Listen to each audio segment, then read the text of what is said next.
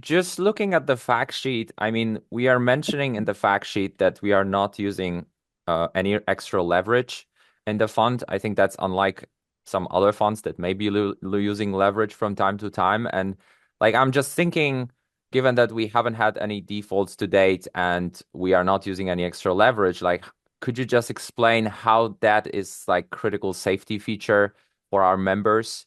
Yeah, The fact that we don't have any leverage.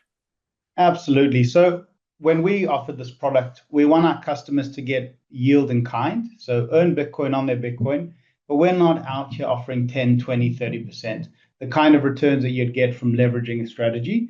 We're coming in very modest. Like we mentioned, your net APY that you would receive is between 2 and 4%. And that's fairly conservative.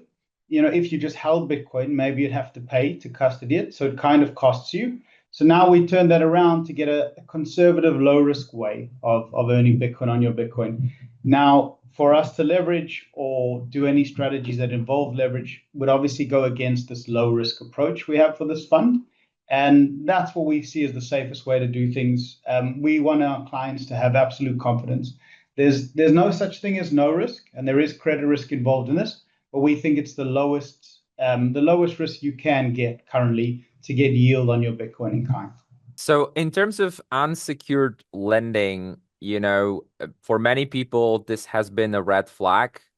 People hear unsecured lending and feel that may be risky. So, how do we get comfortable with that? Like, can you explain? I know that we are doing lots of vetting process under the hood, and we are looking at the credit parties, and we have credit worthiness criteria there. But what would you say to to people who are concerned about the unsecured aspect of it?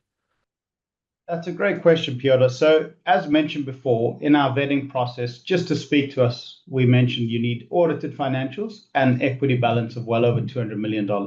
Now, that loss absorbing capital gives us great confidence. And we take a lot of confidence in that relative to, let's say, collateral. Because if I had to lend you Bitcoin and you send me some other coin, for instance, or something like that, that can always go to zero.